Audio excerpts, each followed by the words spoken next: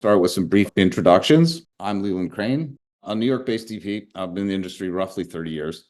Last year was tough for everybody because of the strike, but I got a chance to spend some more time learning about this new AI technology. So I asked myself, how can AI help me to work smarter, eliminate busy work, so I can focus on the more creative stuff that we all love doing? I ended up co-founding this startup called Shotlist AI, which is a productivity app, allows filmmakers to upload a script and create a quick draft of a shot list in minutes using a large language model. And then we can modify it and make it our own. It's sort of a creative assistant. And it's been an interesting journey. Shotlist AI is about to graduate from the beta testing stage, hopefully become another tool in the digital filmmakers toolkit, along with legendary, well-known tools like Artemis and WriterDuet. We're fortunate to have their creators here. And of course, we expect new and more helpful digital tools to emerge, many of which are building on AI. So without further ado, I want to introduce our esteemed panel of filmmakers, artists, software developers that are going to share their vision with you. First of all, we have Nic Sadler. He's a cinematographer, photographer, optical designer, and engineer, founder of Chemical Wedding, the maker of Artemis, the directors of Viewfinder app, Helios, Artemis Prime, and he's got much more on the way. Nic, say hello. Hi, how you doing? All right, I'm not really an engineer either. I pretend to be an engineer. Annoyingly, I've been given awards for engineering that other engineers didn't get. So I'm more of an engineer by proxy. But I'm not an engineer, not qualified. But that's how a lot of people know me, sadly. All right, but you're design, let's say, rather than engineer. Okay, let's call it that. So Guy Goldstein is the founder of WriterDuet, ScreenplayIQ, and PitchTrailer.app. So he's a screenwriter and developer. He spent the last 14 years building tools to improve the way screenplays are written and shared. And so he wants the creative process to be seamless, without distractions or limitations, and screenplays to be more digestible, easier to enjoy, and better. So let's say hello to Guy. Guy, can you say a few words? Yeah, I will kind of go on the opposite side. I'm probably more of an engineer and developer than a screenwriter, but I always joke if I had been a better screenwriter, I wouldn't have built this software because I would have been more successful in my screenwriting attempts. And I still love to write and do that all the time, as well as build products for myself and for hopefully other people to enjoy. Well, there's still plenty of time to sell that screenplay to Universal. So we're glad that you haven't done it so far so you could produce these things. Jaron Presant, Director of Photography, ASC, is award-winning cinematographer who's helmed projects ranging from tentpole blockbuster films like Rampage, with, I believe, Dwayne "The Rock" Johnson in it, and critically acclaimed television shows like Poker Face Season 2, which he's shooting right now in New York. He's worked with a lot of eminent directors, including Rian Johnson. He shot second units on films like Star Wars: The Last Jedi, and he has deep technical knowledge. He's written for American Cinematographer on technical things and ICG Mag, and he's recently been honored with admission to the ASC and sits on the growing AI committee. So say hello, Jaron. Hi, I'm Jaron, and yep, I'm a cinematographer by trade, and very, very interested in the technical side of everything, from lighting and camera, and I'm really intrigued with where AI is going and how AI is going to facilitate processes in the future. All right, there's a few other people I should introduce. So our Shotlist AI team, who's sort of throwing the party here, we have Henry Leonardi. He is a co-founder of Shotlist AI, data scientist, AI expert with a degree in computational linguistics and specialization in large language models. He's the only guy who really knows what's under the hood in terms of AI, as much as that is possible. So say hello, Henry. And he doesn't have a camera, but we can hear him. Is he unmuted? Yeah. Hi, guys. Hi. Hey. Nice to meet everybody, and very excited for this talk today. All right. Cool. Now, Victoria Krane is also here. She's a co-founder of Shotlist AI, the product manager and designer of the app, and also co-founder of Our Family. She's a product manager with many years of experience in building AI-powered digital tools, and she's going to be doing the technical moderation and coordination today. So she's right here next to me. And last but not least, oh no, Matt Talbot's not here, so we don't have to introduce him. All right, let's get right to the questions. We're already behind. We have 3 questions that I'm going to ask each panelist. So first of all, let's start with Guy. To get us started, you've been in the industry for a long time, and you're an insider. How do you feel the industry has changed due to tech since you started, in terms of, you know, how we do it or how it's distributed or anywhere in between? I'm really only quote unquote insider on the early side of things, where the creative process, you know, begins from an idea through where ideally some script gets into production. Like that's where we're mostly hoping scripts go, and that's where I sort of lose my knowledge. So I'll only talk about that phase. But what I think has maybe sadly thing, I don't know that technology has had as much of an impact on the early stage development as it will and probably should. I think what we've seen recently, especially on the writer duet side, is internet has made things much more collaborative, and it has taken the industry quite some time to adapt to that, but I think it is doing that over time. WriterDuet's probably the best example of that, but there are other ways that just collaboration and speed has improved. But I think with AI, where we are now, and that's probably what I'm more focused on, the industry hasn't really adapted to the technology yet, but I think individuals are adapting to it, and individuals are using it in ways that are really creative and interesting. And the people who use it best will have a significant advantage and are increasingly doing more things faster, better than I think the people who are, you know, maintaining the status quo, which is a lot of the industry that I've seen over the years, are going to be able to. Right. I mean, dragging your feet is not really a way to get ahead in this industry, although many people would rather do that. Nic, sort of same question. I mean, you're more on the physical production side than on the writing and side. So tell us how you feel it's changed since you got started. Well, I don't agree with you two guys to begin with. The quality of communication in the film industry has decreased substantially in the age of the internet. It's the amount of it has increased, and it's created a kind of a snow effect. If you ask anyone working in production these days, how they feel about being put on a chain email of 60 people who are semi-involved in what you're doing, but you have to weigh in. The quality, my first job in the industry, when I graduated from film school, I went to university not to study film, but ended up in the linguistics department and the film department. Graduated and got my first job was as being a PA on a set. My job was to go and find the first AD in the morning, put my CB radio together so I could get in contact with him to his huge kind of, you know, Vietnam era walkie-talkie. I then go and find a telephone booth and sit in front of it with a bucket of 10-cent pieces. And he would send messages to me on the CB radio. I would write them down and then call up production. And we communicate like that. And the quality of the communication was pretty much what we have now is just laborious. We did the call sheet that way. That I would get the information in, I would then type it onto Gestetner paper and print it out of the back of my car. So in terms of what we were doing then, it's not drastically different from what we're doing now. And all of this technology that we're engaging with communication is a double-edged sword. On one side, it improves communication to a great degree in terms of the ability to disseminate it. On the other side, it just becomes too much. I was talking to a director a couple of days ago, and she was talking about her DP finding the paperwork on a job being tyrannical. He just basically starts to ignore it. And this is something I've heard quite a bit with regards to the communication that's required specifically by entities like Netflix. One of the quotes that was given to me recently by a director is that the script supervisor on a Netflix job is now so completely swamped with paperwork that was required by Netflix that the director does the continuity themselves. And so the quality of the communication is the important thing to me. As I came through the film industry from a PA into a first AC and then into being a DP, I was very conscious on that journey of what tools could be offered to be able to save time. And then later on, I came to discover that saving time was pointless. The thing for me is shifting the point of decision and bringing the decision point earlier in the process. That's something that I think.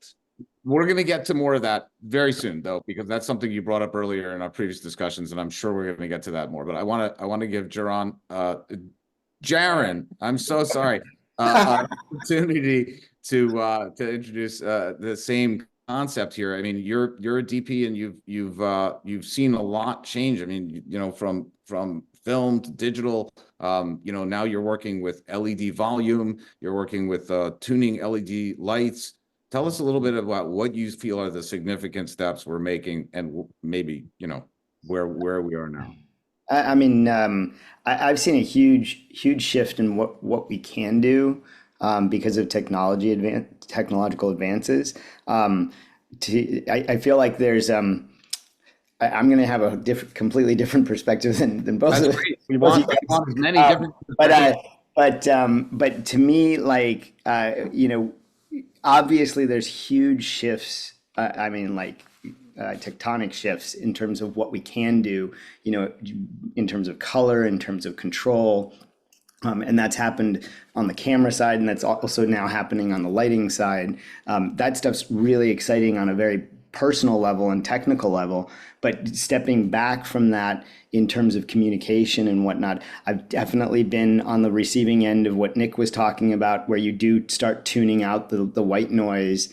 But there's another part of technology that's really interesting to me is the increase in speed with which we're communicating, and how that adjusts the feedback loops that are inherent inside of the film business. You know, in film days, we'd go shoot, and then we'd get the dailies, we'd go see the dailies in projected, and studio notes would come a week later. You know, like there was a long delay in terms of like this process of communicating with everyone. And now it's like, I mean, on last season in Poker Face, we were shooting, and Ryan was editing Glass Onion, and in the editing bay, he was watching the feed of what we were doing and giving notes in absolute real time. So, you know, that type of feedback loop was never possible previously. And it's allowing us to do really, really creative things in those moments. Amazing, So, but we got to put a lot more dimes in the phone to the make phone, yes. it much more expensive. I mean, and it's so funny because, I mean, I remember, like, you know, the call sheets had like Thomas Guide note on it, and you'd get paged, and you'd have to pull over and call on a payphone. I mean, I remember all of these things that were so inefficient. But to Nic's point, it was one-way communication. It was very, very clear who was talking to who. Now there's a lot of, you know, that's one of the complicating parts of these feedback loops, is now there are so many inputs. And so you really need to, one of the tasks is to filter out what's important and what's not inside of that communication. Yeah. All right, let's get to our first direct question for Guy. So, I just want to say the Thomas Guide, for those of you not from LA, was a big book of the Bible of how to get around in LA, and I just wanted to mention that. All right, so WriterDuet took what had been, this is for Guy, mostly a solitary act of writing, or at least one that was difficult to collaborate. You'd have to type your pages out, get it to somebody else, or maybe even be in the same room. And you've used the internet to make it more efficient. So now, you know, the internet as now part of the writing process. What do you think the impact of AI on the filmmaking process, or specifically the writing process, is going to be? And if we're doing things differently, are there things that we're able to do now that we couldn't have done before because of this technology? Well, okay, especially on the writing side, I think where the dystopian view of AI, and I think this is a good thing to start saying we're not doing, and I think people largely shouldn't at this stage be doing, maybe there's a use case later, I don't know, but is the writing itself. I think that's a very poor use of AI. I think generally things that are trying to be overly creative and trusting AI for that isn't very interesting. What I think is really useful is where it's an assistant of a kind, and especially kind of talking about how challenging collaboration is. Even with WriterDuet, like we made collaboration real time. So it's kind of like, you know, the Google Docs for screenwriters kind of thing. And that helped people who were co-writing. It didn't help people who were not co-writing, right? There's no other person on the other side. And I think that's where AI can be really interesting, not as a co-writer, but as another entity available for your creative process. And for the use cases that I'm really interested in, it's on the analysis side and the very early brainstorming side. I think those are two really lonely places for screenwriters. You write a script and then what, right? Like if you're a professional, there's a lot of things you can do, but as most people are not professionals, certainly not when they start, it's a very empty void. And what has developed over the last, I don't know, 10 years, maybe even longer than that, is a sort of market to make money off screenwriters. And that's where a lot of the here's what's next after you've written your script, pay a bunch of money to a bunch of services that tell you you're not ready or you are ready, but no one still wants your thing. And I think AI can be a much more practical, cost-efficient, self-directed way of getting a lot of analytics and data and introspection on your screenplay. That's in the early stage and the late stage. I think when you're developing your ideas and when you're in the stage of, I wrote a script, what can I reasonably do to improve my characters, improve my things? Not having an AI as another gatekeeper, instead having an AI as a partner to amplify yourself, I think is really valuable. Awesome. I mean, screenwriting is the one place where you can get started at least with a pencil, right? So there's very little barrier to entry, but to get it to that next step, to make each step in the development it can be quite expensive and quite difficult, and like breaking down some of those walls. It sounds like something that AI can do for us. Jaron, as a cinematographer and someone who studied LED lighting advances as well as camera assessments and different sensors, will you integrate AI into your process? And if you are, how? And then the follow-up part is, do you think it can do more than automate, but also help us sort of break out of our box thinking? Is this something that maybe we can be more creative with AI? Well, I mean, the use case to me that's very exciting about AI is as tools within the process. So things that make the workflow more efficient. There's already a ton of that, and there has been for years inside of VFX, and the implications of bringing large language models into those pipelines is really significant in terms of time savings and turnaround. That's very interesting to me. You know, like rotoscoping is going to change completely in the next few years. You know, and because there's automated tools that are starting to like take over. One thing that's really fascinating to me is the potential for AI to work with computational photography to give us the ability to like get away from green screens. That's like there's two different sides kind of moving, and they're in parallel, and it's a really, really exciting time. You know, if you're shooting if you're shooting in a volume and the computer knows what the background is, and you know what you're shooting in the foreground, like AI can do. There's movement towards AI doing a really advanced difference matte that can, so you can both shoot in a volume and have a matte, which is like kind of the holy grail right now, because the dilemma inside a volume is like you're doing an in-camera composite, right? And it has to be correct. Yeah, it has to be correct. And so, which is part of why we really want VFX teams involved and whatnot. But that could be a system in which, you know, you have options downstream, and that's definitely in development and coming. So I think the tools are really exciting. The idea that we're gonna that we're gonna change how we actually you know, execute the actual image creation.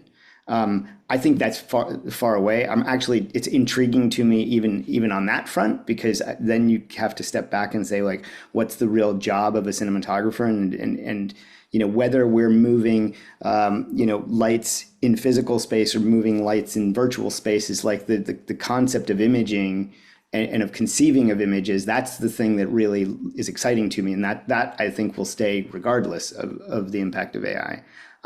But at the stage currently right now, I feel like it is a great tool for brainstorming ideas, for like trying to you know, as you were talking about getting outside of your box, like you know, to say, okay, well, you know, one of my favorite processes is when I'm shot listing with the director and we have a storyboard artist with us, and the storyboard artist can sketch so quickly. I love storyboards, but I can't draw for crap. That's why I got into photography. So, but to have that storyboard artist just like scratching out our ideas as we're like kind of developing them, that's a place where I can see AI starting to like be a huge aid in the process, and we're kind of leaning into that in some ways currently. So did that answer the question? Did I just definitely like no. travel all over? I know some storyboard artists personally, one that I've worked with as a director, and they are quite concerned about how AI might take over some of their responsibilities. However, what they really hang on to is the experience of actually working with a person to develop this stuff in real time is irreplaceable. It's not something that you can do with AI. AI may be able to do it for those filmmakers who can't possibly afford an artist of that caliber and want to get started. But anyway, let's get to a question for Nic. Yeah, well, yeah. One thought on that front is that one of the huge problems with AI right now is the non-directability of it, right? If you say, hey, I just want an image, it's really fun to you can create all sorts of different images. But if you say, okay, now that image is great, but now I want to drop the camera like 2 inches, put it right over the table, that's a serious pain. That is trying to do that is incredibly difficult. And to that end, somebody just posted in the chat, and they're right. Unreal Engine is a massive game changer on that front. So, just as a tool. Let's get to Nic's perspective on this. I mean, I'd love, Nic, if you could maybe focus this a little bit on the hardware, because you are dealing with lenses. Artemis is a hardware and software kind of thing. And Artemis Prime is also that. And I know Jaron's going to talk a little. Maybe we'll get him to talk a little about using your tool. But maybe you could tell us about how that's developed, how you see that's developed from the beginning. You talked about communication within film. Let's talk about the physical stuff a little. All right. My life is got several facets to it. I'm still working as a cinematographer occasionally. I don't do it anywhere near as much as I used to, because that was my whole life for 25 years. I have a separate life as a stills photographer. I do fine art stills photography with a woman called Julia Sandberg Hansen. We've been working together for 10 years now, and that part of my life has been most affected by AI on the stills side of things. I have one side of my life which is software, which is Artemis and Helios, and then hardware concerns. So I'm involved in the development of the Corbel Chameleon anamorphic lenses, as well as doing my own physical projects.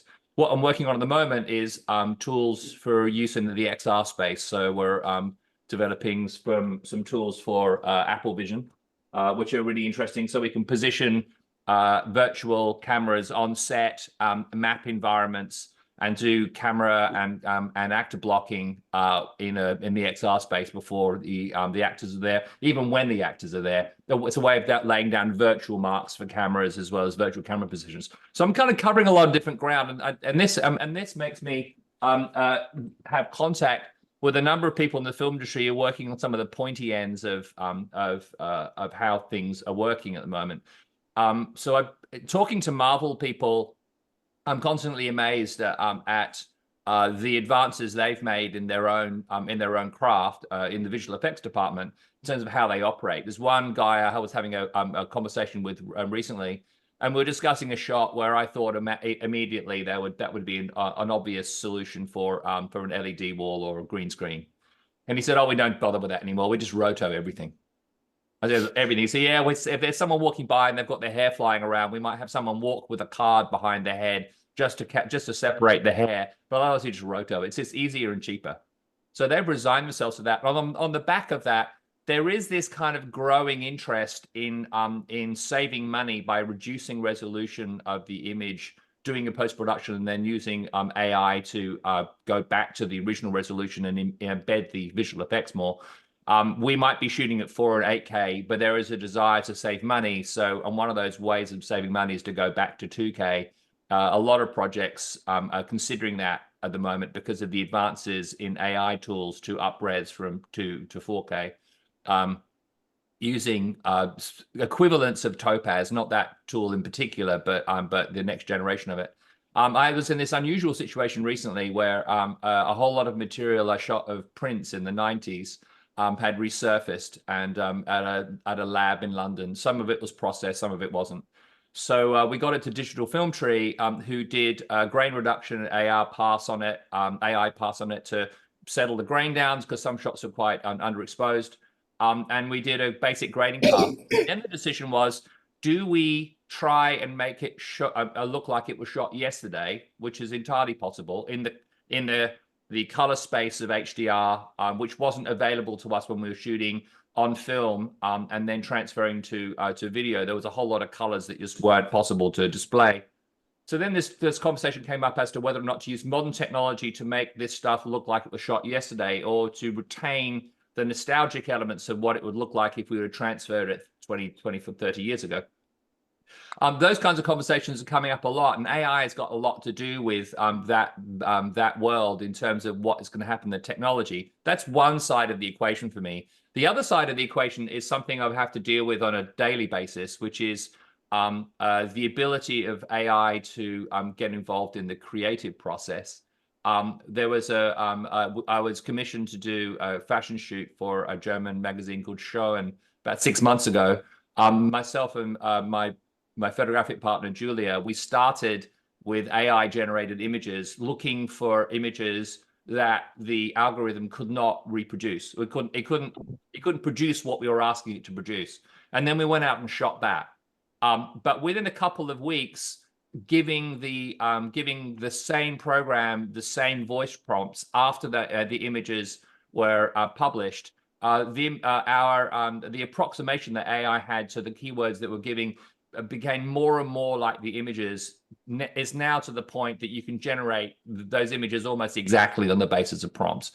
So what's happening to my work is it's feeding into the model in a way that I could only describe as a form of plagiarism. And that's the big issue for me. Like anything that we're doing with regards to mimicking writing styles or mimicking storyboard styles, that data comes from somewhere, and it comes from our collective work. And let's face it, the rush to use AI is not because it's making the creative process cheaper. It's because we don't want to pay other people and we want to do it ourselves. That's it. And that's what the producers want. Producers don't want to use AI to make better movies. They want to use AI to stop employing all of us. That's quite frankly where it's going. And that's what worries me about this whole thing, is that the rush to use AI tools doesn't take into consideration that the power of them sits upon what we've already done as creatives. It's an amalgamated plagiaristic resource that it's sucking from, and eventually it'll do it to it's so well that in order to be a creative person, you're going to have to really go out on a limb to find avenues of expressing things in a unique way, knowing full well that they'll have a lifespan of only a few days. In the past, it was a lifespan of an entire lifetime of your work, and that's completely gone away. I think that's utterly killed stills photography in terms of its intrinsic worth. I mean, my stills photography I just sell on a regular basis. We hardly sell anything anymore because the cachet of photography in itself as an art form, as something to buy, is pretty much going away. So I'm very concerned about that aspect of it. On the tool end of it, as a tool that can help in mundane tasks, I think it's got a lot of promise. But I do worry about the effect it's going to have on the employment of people in the film industry and the industry in total, in terms of where creatives are going to be in the next 10 years' time. Yeah, I mean, this gets us to the point about the ethics of AI and also agency in terms of us as creatives. How do we impact, the direction of it? Because it is partly up to us. My example was always MapQuest, early versions of MapQuest versus like where we're at with Google Maps or Maps. is that we have ceded control to the GPS, and mostly because we have some plausible deniability. Well, the GPS made me lost. It wasn't me. At some point we went from following directions to following the GPS. So where that line is between us having agency and the giving it over to the program, I think it has to do with the stakes and what's implied and also the deniability. But let's get to a few questions about well, I think this is a good point to segue into Guy's question about stigma in the film industry. If we have time for those. Okay, we started a little bit later, so I just want to make sure that we have enough time for a little demo Right. Okay. Let me ask this one but question because it's so related to what we're talking about. The agency is a great question. So I don't. Let me follow up with that in terms of the stigma question, because specifically towards Guy here, there's been a lot of stigma. We've been talking about negative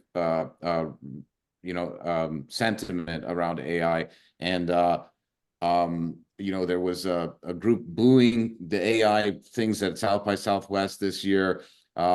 However, in my experience, when we launched Shotlist AI, there's actually very little pushback from people. And I'd like to ask Guy about what he felt in terms of pushback. We had like one person out of 100 say, "Oh, AI, no." That was it. So we're surprised actually at that. But Guy, what was your experience? Did you get a lot of pushback when you started introducing AI into the writers' space, or do you think that maybe that attitude started to change? Well, no, just exactly to your point, I think is the reason it has been good for us. We've gotten occasional messages about just the word AI. Like we mentioned we're doing AI and then someone's mad. That's relatively rare, honestly, but it happens. I'll say the reason I think it happens less for us is I think we build a lot of trust in the writers community. Like I'm a screenwriter. I've been working with screenwriters for 11 years. I think there's a lot of faith that we have their, best intentions with them. But what I would say is there's a lot of stuff about, is AI actually useful? And that's where this all comes down to. There's obviously cost savings, all these things, but is it useful for the creative process? Can it actually make you more effective in a way that excites you and makes you more invigorated to create your next thing and then hopefully create something that you like even more than what you would have without it? And if you're not doing that, then AI is just noise. It's just like this uninteresting thing that other people are doing and talking about, and it's very likely to get ignored in a reasonable way.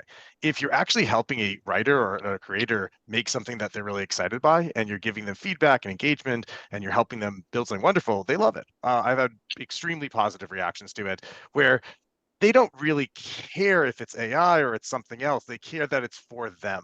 They care that it's making their life better.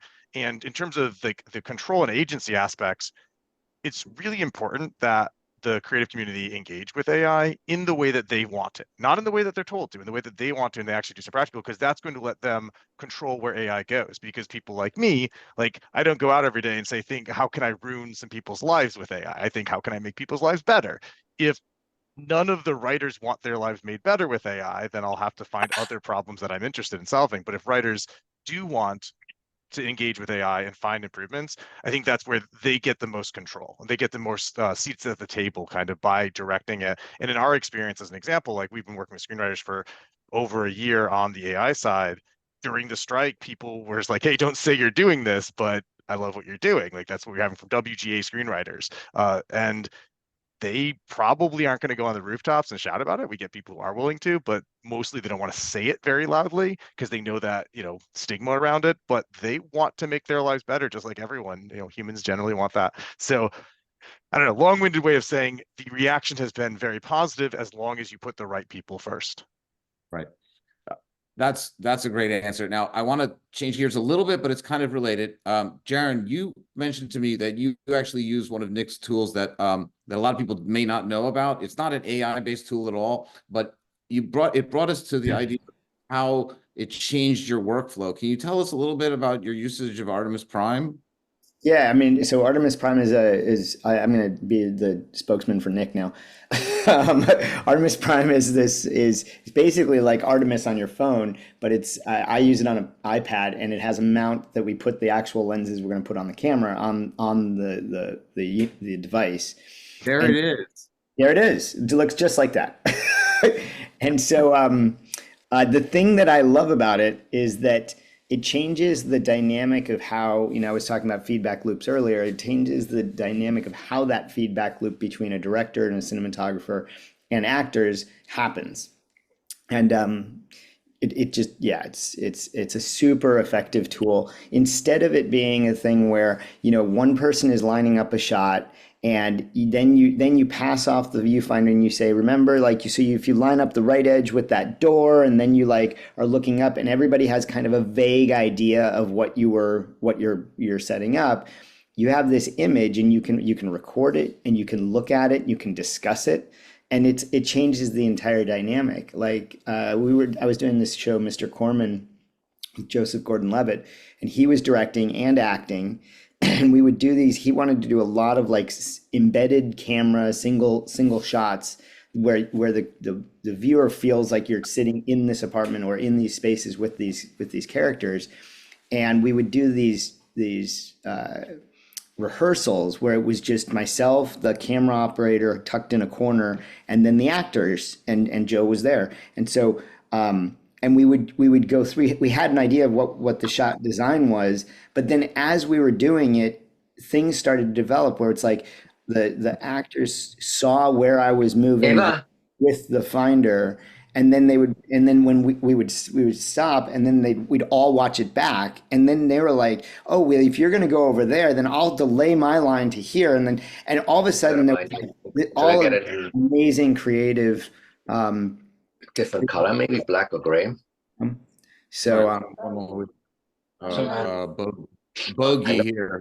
But I'm just saying, do you think that's cooler? Take a look at this. It could be cool.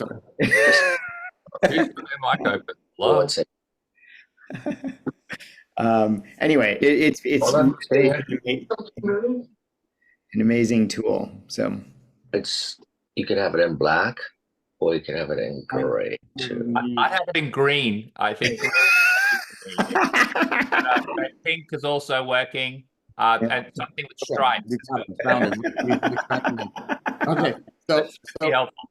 let me go to Nick for a moment now too, because we're starting to talk about about tools here, and I wanted to get his perspective on, and then we're going to go to Guy for a demo of his new product. But so we've been all of us here have been around long enough to see the transition from photochemical film to digital. So I was back to film all of a sudden, and then back to film, right? Yeah, I mean, so I was working at Off Hollywood, which was the Red Camera House in New York back in 2008 when the Red 1 was available, and DPs, many of whom came by to check it out, and they played with it, the Jello effect, and they hated it universally. Everyone had spent a lot of time learning and crafting film, and it changed the process, and they really didn't want it.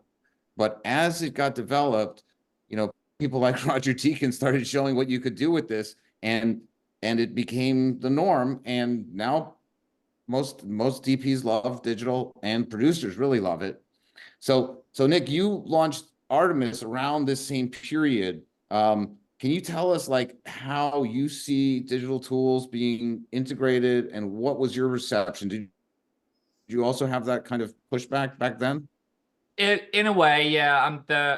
A lot of older people and manufacturers of viewfinders, when I explained what we were doing, they were incredulous. It was like, no one's going to use their telephone as a professional tool to line up a shot on set. It's stupid. All right. So there was that kind of crowd. There was a younger crowd who saw the convenience of it. But there's one thing, this is an interesting thing about camera choices and technology, I think, in the industry. And this is one of the things I say to my fellows at AFI. If a producer asks you early in the project what camera you want to shoot on, don't answer that question. It's loaded. Try not to. Talk about what you need, how many cameras you need, where you're going to be, look at who the local rental houses are, make that decision as late as possible. For God forbid the director owns a Komodo, because if you say anything else, you're in trouble. If you really want to do that film, it really doesn't matter. I mean, I don't give a shit what camera I'm shooting on, as long as I can make it work for the script. I really don't. So many cameras that produce outstanding images. We can all agree on that. All of them do, and then some of them produce pretty crappy images, but that's good too. You have to decide whether or not the tools you're using are suitable for your project. Sometimes you need multiples of things. Sometimes you need 5 or 6 cameras in order to get a job done, and that will dent the kinds of choices that you have in front of you in order to be able to deliver the idea faithfully to the director. My viewpoint in technology has always been a flexible one. When I was at film school, as soon as I was introduced to 16mm cameras, I learned how to use them. The second thing I learned was how to take them apart. And the third thing I learned was what the limitations of those cameras were on the basis of what I understood about them. So I've always had a kind of a technical approach to any kind of tool that I use, but I'm also, my life has been a creative one. I create things, whether it's software or hardware or photography, doesn't matter. I make things, and I can't help but get involved in that process, no matter where it is in my life. So my attitude towards the tools, particularly with regards to the shift between digital and film, there was a point in my life where I thought, well, film's going to last another 20 years. That turned out to be 10 years too long. I got the first time I really got involved with any digital cameras at all was with the Sony, the Arri D20, which I did a whole lot of testing for with Bill Lovell at Arri. And that gave me the kind of an idea of what the promise. But the D20, in case you don't know, was the direct precursor. There was one iteration between it and the Alexa. Yeah. And the Arri wasn't, at that point, was a film company. They weren't really interested in digital. The Alexa was a project instigated by Arri Media in London, and the Alexa 65 the same. These are not Arri products. These are Arri rental products that eventually the Arri mothership kind of got involved in. But my interest in technology is where it can be useful in the creative process and where its limitations are. And to address Jaron's point, when you're making decisions on set or making decisions in any part of the film industry, the quality of the decision at an earlier stage is the way that you can have a more creative output and a more efficient delivery. So one of the things that Artemis Prime was about for me as someone trying to make a tool was an effort for me to make something for myself where I could show the director and others what I wanted and engage more communication at an earlier stage. So I'm sure Jaron's had this experience before. When I look at images of people using Artemis Prime, specifically on set, they'll have the gaffer and the grip with them and other people looking, and those people will be more engaged in the image and are thinking more about what's happening before the camera gets put in position and the monitor gets put on. Now, there's a certain tyranny in that part of the industry now. Before, when we're shooting on film, it was a little bit more mysterious, and you'd put your eye to the eyepiece to get an idea what was going on. There'd be a little succession of people looking through the eyepiece of the camera. But that was the kind of the moment where everyone was consolidating their thinking. What Prime does for me as a tool is it enables me to give filmmakers a way of pushing the decision point much earlier. So in the analogy that Jaron made of being in a small room with a bunch of actors and being able to show those actors how they can contribute more, it brings those moments into the rehearsal stage and not in the performance stage when the camera's there. Yeah, It's awesome. I really love the perspective you're giving about like when the decision is made, right? And even with going from photochemical process, we're making those decisions on the set sometimes with filters, we're baking in stuff into the film. Now, many of that is pushed later. I wanted to ask, we're probably going to run a little bit over. I know Jaron might have to bounce, but at some point. But Nic, did you have something particular you were going to screen share demo for us? Because I was going to do a screen share demo of what we're doing with Apple Vision. Where we're currently going is may have time for that, but let's get back to it. I don't think I can't actually show it. We'd have to. It doesn't work on Zoom because Zoom on Apple Vision's got an issue. But just roughly speaking, the software allows you to scan a room, put camera positions inside the scan of the room, so you can have got a top-down view, a 2D view of where the camera placements are in a straightforward camera layout with actors, and then all of that information then is in the 3D space and can be handed off to a game engine. So you can be working in a 2D top-down way, which is what we like to do quickly. I mean, you got a back of a napkin drawing of the set. These are the camera positions. These are where the actors are. We're not looking that way, so the first AD knows where to put the craft service table and where everyone's going to come in and out of the room. It kind of gives a rough understanding. And taking that model and allowing that to be leveraged inside a game engine by using a tool that stands in between those two processes. And So what is that's that? where What we is that are. going to be called? Do you have a name for it yet? We don't have it. We don't have. Okay, we'll get back to you. We're going to ask the chat what the name should be for that tool. But Guy, let's get to your demo, because Guy has a new product, ScreenplayIQ. You can describe it for us while you're demoing it, and also the trailer app. So please share with us your screen if you can. Right. Yeah. Because we're I'm gonna excited. share this and tell me. Hopefully, you're all seeing the Meet John Doe screen. Yeah, Okay, so ScreenplayIQ is largely a script analysis platform. There are some presentational aspects as well. We'll talk more about the presentation of our second product, which we spun off from ScreenplayIQ.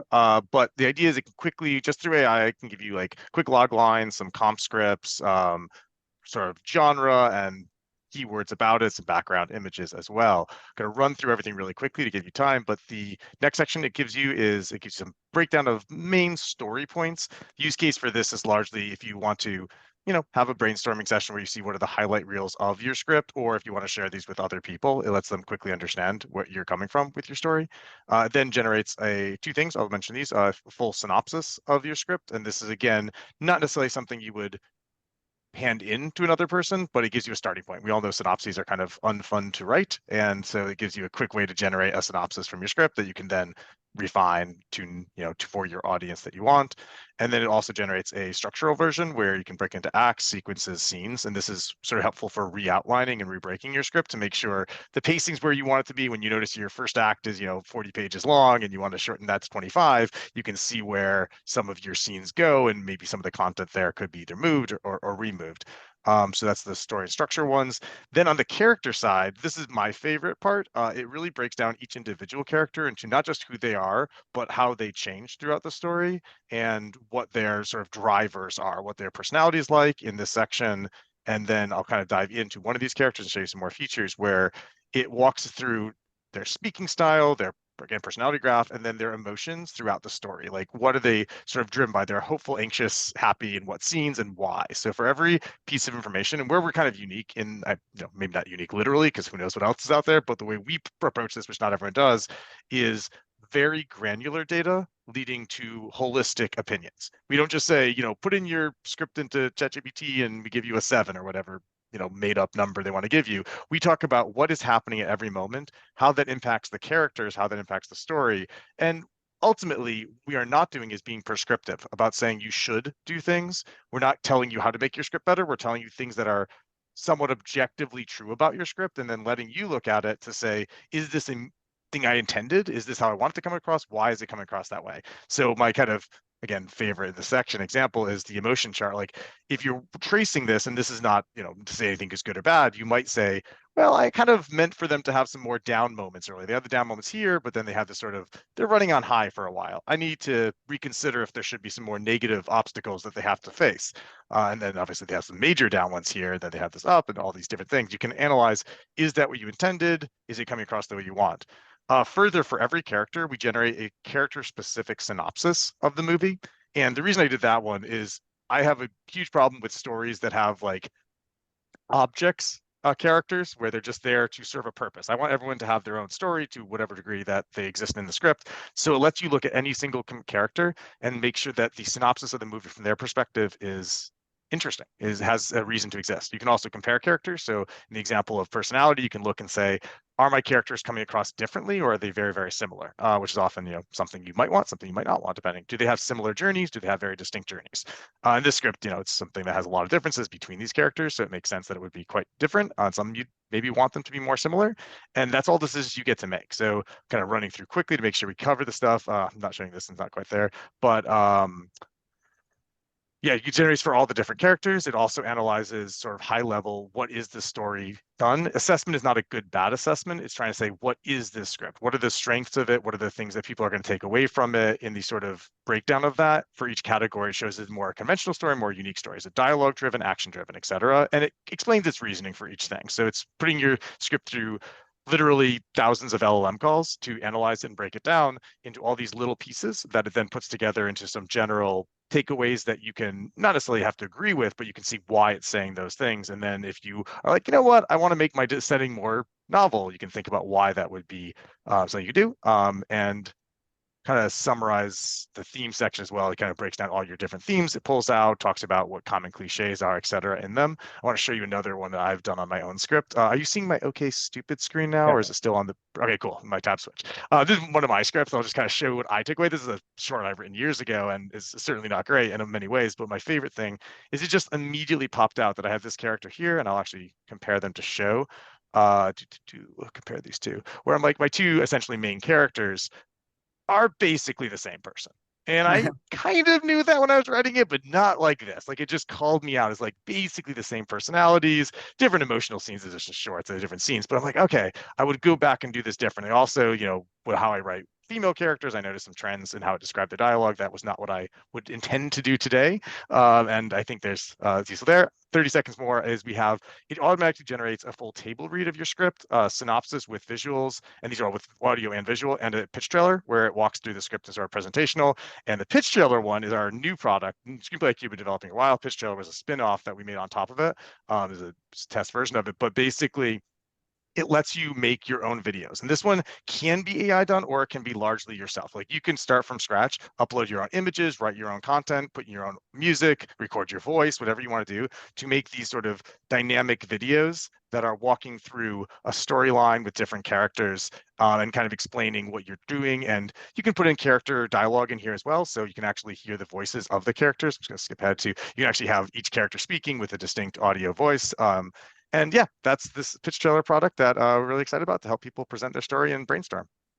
Amazing. Like, we should say that, like, although like some people might think, oh, well, this is like kind of ChatGPT, but this is way more advanced. We're making really specific tool for these applications. And I just also want to mention that those are not vector scopes in the that might look like vector scopes in there. Those are actually ways of analyzing the character.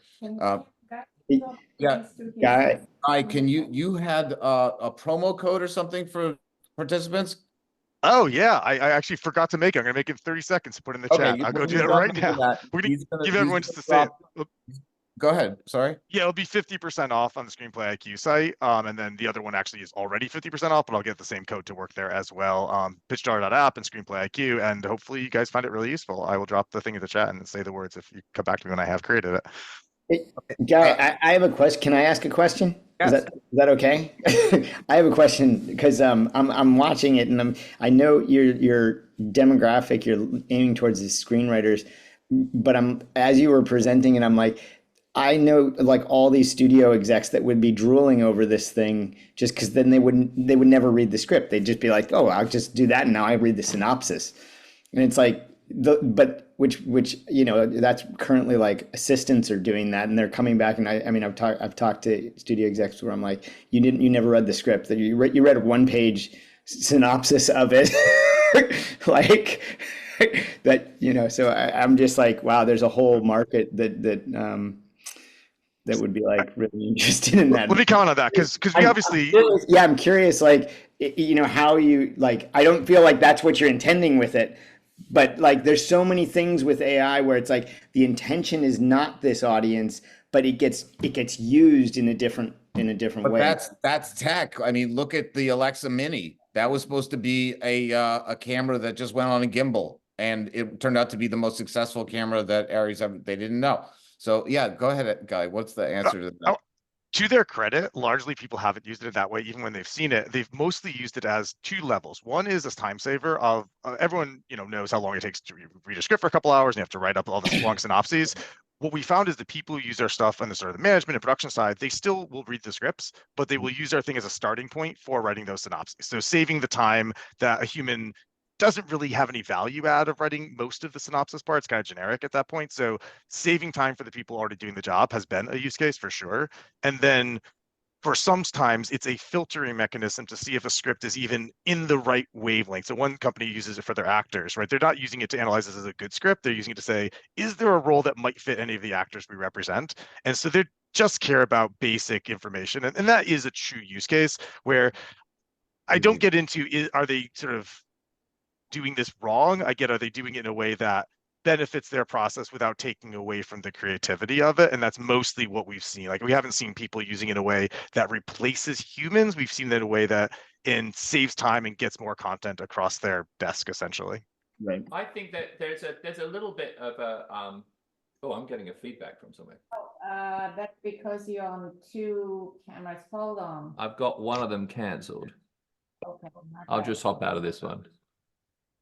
You're looking like. Well, this is an avatar. This isn't really him. Really? Yeah. Oh, I see. Okay. Okay, go ahead, Nick.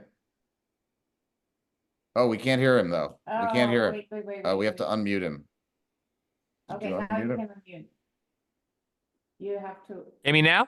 Right, there we got you now. Okay, so this is just an effort to get rid of the readers that are currently being employed by the studios to plow through scripts and write notes. So your average executive is not going to read a script. They're going to basically read the reader notes that are done by an unemployed intern that's just graduated from university, has never read scripts in their life, and they're going to plow through them and give their opinion about them. I know so many people doing that job who are being basically financially abused in order to get a leg up in the industry. So that's all AI is going to do. It's going to kill those starter opportunity jobs for those people. And I know a company that's working on a bit of software at the moment that is basically timed synoptic readings. So say, for example, you're an executive, it takes you 45 minutes to drive to work. You load in a bunch of PDFs of scripts that you want to get synopses on. And the program will time the length of time it takes you to get to work. It will read that many synopses for you, custom tailored to length of the script. So by the time you get to work, you've heard 5 synopses, and on the way back home, it'll speed read you the script that you want to concentrate on, with all the voices and the scene descriptions and the amount of time it takes you to get home. So you'll get speed read a script which is 90 minutes long. You'll get it in 45 minutes because that's what it's going to take you to get home. That's the kind of thing that AI is good for. That's where we're going. But if that means an impact on the amount of jobs that are going to be in the industry, it's inevitable. And this is the end point of this technology is the trimming of employment. Otherwise, there'll be other things that are created, obviously. Yeah, I think that being successful in LA has a lot to do with how much you can get accomplished while you're in traffic. I know has a Sprinter van that he does meetings with, apparently. He just picks somebody up, drives them across town, does the meeting, has everything going on in the van. But look, we can go over, but I want to get to the closing remarks in case anybody has to bounce. So just want to tell you a few things about Shotlist AI that are coming up. So we're changing our name to Shotcraft with a K, SHOTKRAFT, because we decided we're more than just shot listing, and you guys are the first to learn, but we're going to have a lot of products. It's not going to be just this one. So, and we're also graduating from beta. So we're starting a small subscription fee, but don't worry, if you haven't signed up yet, you can still sign up today and you convert to your pro membership and you get the rest of the month for free. And those of you who don't know, there's a Facebook group called AIM.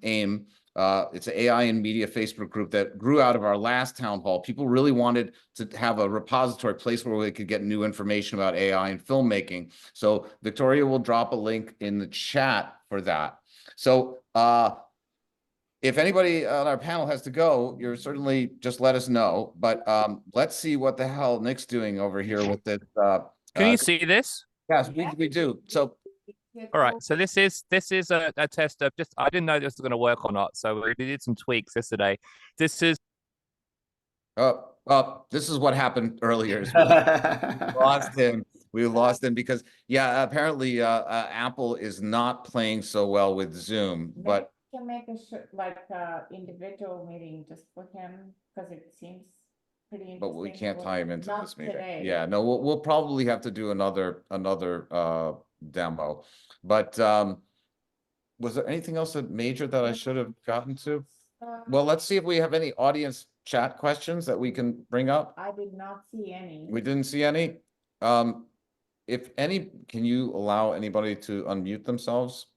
If you have a question for any of our remaining panelists who haven't been disrupted, please raise your digital hand and we can ask the panelists directly. Or just drop the question. Or just drop the question in the chat and I'll ask it.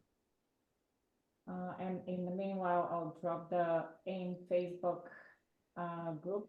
You can just join from there. I don't see any questions. I guess the one question that really even started this AIM group after our last town hall was how do you keep up with new digital tools and AI-driven tools? And so I guess that would be a question to both of our remaining panelists. And then Brendan Cochran has a question also. So let's My quick answer is Oh, sorry. let's get Guy and Jaron's answer to that first question, and then we'll get to your question. yeah. Quick answer is I wouldn't try to keep up with everything. I would try to find the ones that actually make your day-to-day life better, because that's where you're going to learn the most, by engaging with something that actually improves your process. If you try to chase everything, there's too much, it's too fast, and most of it isn't very useful. Yeah, I was going to say something very similar, that like, you know, if you're looking for like to improve your process, and like to look for tools that improve your process, and not just spin on every tool that's out there. All right, cool. Brendan, what was your question? Brendan Cochran's the director. Director. Appreciate it. Thanks, Leland. Good to see you. I just, you know, I think that there's a lot of good talent here connected, and I don't see this very often just in the group setting given these times. And I'm wondering whether you've considered like making some type of collective by connecting people, because legislation is never going to keep up with technology, but discussions like this will, in like real time, present time. And it's just something to think, because everybody has these cool, you know, perspectives and information and a lot of, you know, real world experience. And I don't see that actually being harnessed and connected. So that's just an observation I wanted to make. Yeah, I mean, it's hard. We started the Facebook group for that, and we're you know, there's only so much we could do. We wanted to have a Discord channel, and like you know, a lot of people ask for a lot of different ways to communicate, but there isn't really one place right now where everybody can go for information and to connect. It's all spread out. I mean, I get a lot of information on Reddit about Henry. Maybe you can chime in on where the new information about AI is coming from. Where do you research it? If he's still there. I don't know if he's still there. Yeah, I'm still here. There's, for general AI stuff, there's lots of communities, online communities that you can look into on Reddit and stuff, having to do with machine learning, or there's like futuristic one, futurism, singularity, stuff like that. Like terms like that have a lot of people generally on kind of like the hype side of AI, sharing stuff they've found. But you know, you can just, I think for specific for AI or AI and media, we have this Facebook group chat or group, and I haven't found any specific community other than that. So that might be a good place to start if you have something to share or to talk about there. Maybe I'm going to say this a different way, if you guys don't mind. So I would never go on Reddit, no offense. And I just enjoyed listening to like Nic and Jaron and Leland and some of these other people who I would never know had I not been on the Zoom to talk about this. And I'll use this example of like a kid who printed 3D firearm. Congress didn't have technology at that time to deal with it, and he was 3D printing firearm. And so my point is the legislation and the legalese behind a lot of this is not going to keep up with the present day reality. So you guys are talking about artificial intelligence, but like copyright requires human authorship. So there's a big problem right now that's just not even being addressed on both sides with a lot of different things. And I think that these town halls could be invaluable and critical. And I commend you for doing them, but I just think that they could like really be invaluable.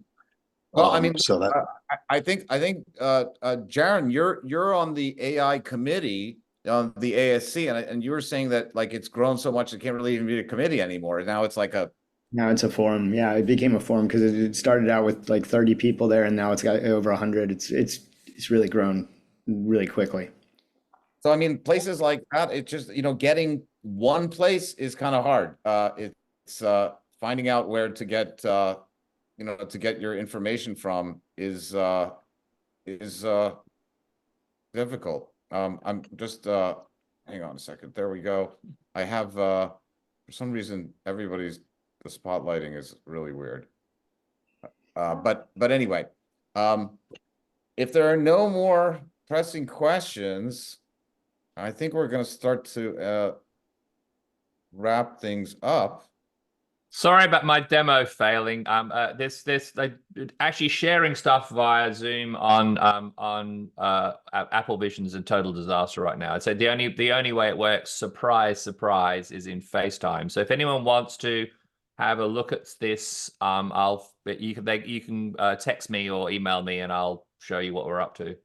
Yeah, and look, we're gonna have more of these, and maybe since we're unable to do this on Zoom, maybe we'll have a specialized one for Nic to demo this, and we'll post it, and you know, maybe we can invite some people to that too. You know, the getting everybody together is a lot of work, like advertising and so forth, but and keeping the conversation going is super important. We hope that we can make that happen. So look, if I know there were a couple of people that had some specific things they wanted. Henry, if he could list some of those AI groups. Jonathan asked, go to our Facebook page, and we'll make sure that you have that information there. Just connect up with us on Facebook or Instagram. Join the AIM group. Yeah, the AIM group on Facebook is really where to look. It's not, you know, it's open. We've got like over 600 people there. All right, look, I want to thank our guests, Jaron, Guy, and Nic. This was a really, really lively and interesting conversation, and I'm glad we got some very varied perspectives. Look for more, and thanks. Thanks, everybody. Have a great afternoon.